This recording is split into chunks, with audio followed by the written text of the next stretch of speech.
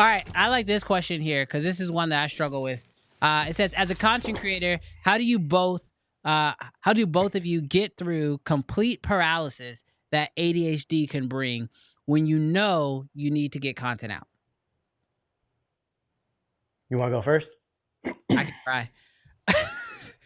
I go first. Okay, yeah, go ahead. So I used to handle it pretty well, just accepting the fact that I wasn't going to get deliverables done until a day or two before. As my career grew, budgets grew, responsibilities grew, that's where it started to like have a big effect on my life, my happiness, getting more work, replying to things on time. So I went and actually got help. So I got prescribed Adderall, and there's a lot of stigma around that as well. I'm totally comfortable talking about it because for me, it's not a stigma. For me, it's an actual thing that's helping my life. So I think a lot of people think they have ADHD who possibly don't. But if what I just described is you possibly might have it. Again, if it's coming like an actual disability to where it's affecting your happiness, your relationships, your work ethic, all of that. You guys know, anybody that has it, you could wake up so excited, full of gratitude, ready to get work done. Next thing you know, it's nighttime, you haven't gotten anything done, and you find yourself depressed and stressed, yada, yada, yada. That's why I got help. You got to try your best to find routine. You got to try your best to find jobs that actually excite you. You got to try your best to shoot it in a way and deliver it in a way that keeps you excited. That's the trick for us. Yeah, I 100% agree with that. I feel like for me, it is allowing first off, I try to set deadlines for myself that don't put me up against the wall. Because then that will stress me out and that can sometimes make it where I can't move. So I'll give myself let's say it's due on Friday, I'll tell myself I need to have it done by Wednesday. So that way, if I'm not feeling it on Tuesday, I just stop. Like if I'm not feeling it, I'll just stop. Like legit. Cause if I sit there and try to bang my head up against the desk to try to get an edit out and I just can't bring myself to do it, I know I'm not going to do it. And it's only going to make me feel worse. And then I'm going to feel more like a failure because I wasted all that time. So I just learned that that's normally when I just need to stop and walk away. And so I'll go take my dog for a walk. I love to cook. And so I'll go home and cook. I'll leave my office, go home and cook lunch or something like that. And then I also learned that with at least the medicine that I take, it's it normally hits me on the second half of the day. So whatever is the most important thing for me to do, I try to do that first. It tries to be the very first thing I try to do for the day. And there's this book called The One Thing. I'm dyslexic, so I didn't read it, but I listened to it on Audible or something. And it literally just talks about having one thing that you have to do for the day in order for the day to feel like a success. And so I try to mentally know what that thing is. And that helps me a lot. But to-do list is a big one for me. I'm a big to-do list guy. What kills me and will just stop me is just this feeling of overwhelming amounts of stuff that needs to happen. And so when my brain is just locked up, writing everything down helps me out a lot. I have a white physically writing. Yeah, physically. I have a dry erase board that's right here in my office. It's I don't know, 3 foot by 2 foot or something like that. A really big dry erase board. I'll just write down everything that's currently stressing me out on there. And then I get crazy amounts of dopamine by crossing things off lists. And so literally I'll just write everything that's stressing me out. And then I'll look at the list and find what is the easiest thing for me to do to just get it done. And sometimes it's sending that email that I should have sent 2 days ago that I didn't send, that's been stressing me out for 2 days and has kept me locked up from being able to get anything else done. And literally it's just send the email. Why can't I just send it? Just send the freaking email. So when it's written on the board, I can just be all right, I'm going to send this email right now. That's the only thing I'm going to focus on doing is just send this one email. And that normally can get me out of that paralysis state. So that's what helps me. But some days you just got to walk away and just be like, all right, I lost. I'm just not, it's not going Yeah. to be a day. I'm coming to terms with this later in life. Like I just got prescribed like maybe a year ago, and it took me like 6 months to actually really start taking my meds, like just accepting it, you know. And now I'm learning to accept on those days where I know it's not happening. Instead of me sitting down trying to act like I'm about to get work done, I'm at some point I'm trying to train my brain to be like, you know what, just put it down, go off-roading, go walk, go to the lake, go walk Sedona, go do something. Just go enjoy your day. If you're not getting anything done, you might as well just go relax, breathe, let it out. In my earlier, when I was, in my 20s, I was a little bit more religious, and I used to do audio work for Joyce Myers, if anybody knows who that is. And one of her sermons, she was saying how do the hardest thing of your day first, knock that out, get out of the way, which that can help. But again, ADHD people are complex people. So Yeah. sometimes, as Brandon was just saying, just freaking replying to that email, like just do that. And then to the to-do list, that really helps.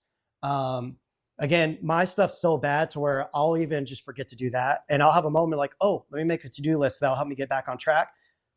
3 days later, I'm like, oh, let me finally make that to-do list. And that really, really, really does help. But I'm going to steal that trick. Maybe I'll get like I like pencil and paper. So I might try to get like a notebook or like a kind of a big pad or something to Bro, physically write it. look, I'll show you right now. Hold on, let me grab it. This is just 2 of them, but I have like 5 notebooks around this office. This is the hard part about notebooks for me, is I would just pick up a notebook and make a to-do list. Like, I'm sure I can flip through this one. There's like to-do lists all throughout this one. And then I've got this one here. This one's fairly new, but it has a bunch of to-do lists on it and stuff. And like, look, there's one of my to-do lists right now. And there's still stuff that's like not checked off. I'll just keep making new lists. Like, I'll like make a list, not finish the list, and then when I get stressed out again, make a new list with stuff that was probably on the last list. So the only problem with having too many notebooks is like when you actually need to like, oh crap, which notebook did I write that to-do list in? I'm like, screw it, I'll just make a new list. But no, like you're 100% right. Some days doing the hard thing first is super helpful, but some days you ain't got it, you know? And like when I went and spoke to like a therapist like a while ago, he was like, some days you can lose. It's okay. And like, I think what kills a lot of us, especially when we're creators, I don't know if this is like for you, but this is like for me. I'm ADHD. I'm also dyslexic, which is like a different part of the brain, a different issue. But then I'm also a perfectionist, right? And so like, then I'm just like, everything works against me. And he was like, some days you just got to say like, hey, it's okay. Like, this is just not my day. Tomorrow's a new day. Try again tomorrow. And like, relinquishing yourself to that pressure can actually allow you to relax, which then can make the next day actually better. But you know, if you do have that email that needs to be sent, and I'm saying this to myself because I have one right now. I have a bunch. Send that email. It takes a lot of the pressure off, bro. Just send that email. Like a lot of times for me, it's like, it's not even that I'm blocked. It's like one thing that I've been like, somebody messaged me, the ADHD kicked in, so I didn't respond.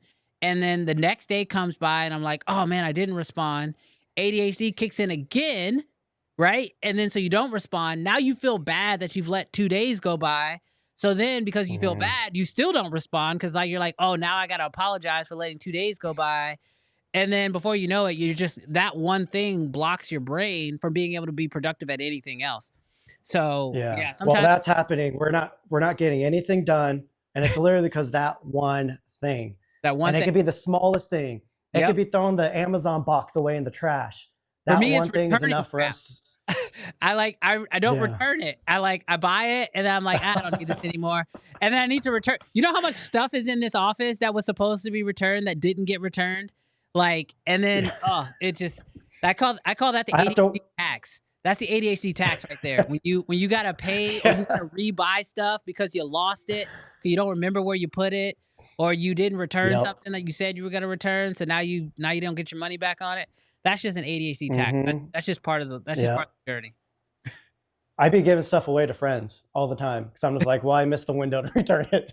And like the freaking FedEx office is literally around the corner from my house. And it's just, Dude, same. I got a UPS right there. And like Amazon makes it easy. They're like, you don't even got to box it up. Just drop it off. And I just don't do it. yeah, yeah, it's tough. I really wish there was a, some kind of like therapist, filmmaker, creator or something in our space. Because I do think there's a lot of mental health stuff going on in our space from, I think humans are all tribal, obviously. Yeah. We were cavemen longer than we were civilized people. And I think a lot of people are looking for their people to be grouped with. And I think this is where all the silly brand wars come into play. And I think a lot of people come to YouTube and, you know, they find their tribe through YouTube. But then it starts getting kind of toxic a little bit. So I do wish if there's any therapists or filmmaking therapist type people on there to start kind of exposing some of this mentality and kind of helping us, because I would love for our space to get back into actual filmmaking and growth and, you know, being positive with each other and uplifting each other and supporting each other instead of always just bashing each other over like, oh, this camera, you blah, blah, blah, blah. Like, sort of like Jarrell being a cannon shill and stuff, you know, like I just want healthy people back in the space. Oh, you're gonna have to come back because I gotta let Jarrell defend himself. I'm gonna have to I'm gonna have to let him defend himself. No, I 100% agree. We actually talked about that last week. And what I loved was that so when we talk about gear, obviously those videos tend to do better because it's YouTube. But last week we made a video just talking about being more positive and like uplifting to each other because of some comments we saw on somebody else's video. It wasn't even ours. And we posted that as a clip, and that clip has done really well. And people like the comment, when I say done really well, I don't really care about views. I'm talking about just like the way that people are responding to it via, you know, the comment section and stuff like that. And that's what we need more of. We just need more people being positive to one another, lifting us up. Because you're right. I think sometimes even as creators, like we talk a lot about gear and like not necessarily show a lot of our creative work because you're a little worried about being judged for the work. But, you know, if you talk about a piece of gear and somebody judges the gear, it's not you, it's the gear, you know, it's not your actual work. And so, yeah, I'm really excited to see people to continue to post their work and actually share it with us. As you guys know, here on the Uncensored show, we love like hanging out with you guys on a weekly basis, hanging out. Like this is that community, you know, that you're talking about. Like we love having this community element of it, hanging out, talking about real stuff that we're going through, our jobs, our projects, and even as you said, some of the ADHD stuff that can cripple us. And I can tell from even the chat that, you know, I think a lot of what we said has resonated with some people. Because I think there's something about that also drives you to be a creator. So I don't know. It seems like the more creators definitely. I talk to, the more I see actually kind of resonate with those same things. Hey, thanks so much for checking out this clip. If you enjoyed it, do me a huge favor, hit that thumbs up button. It's how you tell the algorithm that you enjoyed this content, and that way they can share it to other creators just like yourself. And if you didn't like this video, that's okay too. Hit the thumbs down button, but hit it twice just so you show it that you really didn't like it.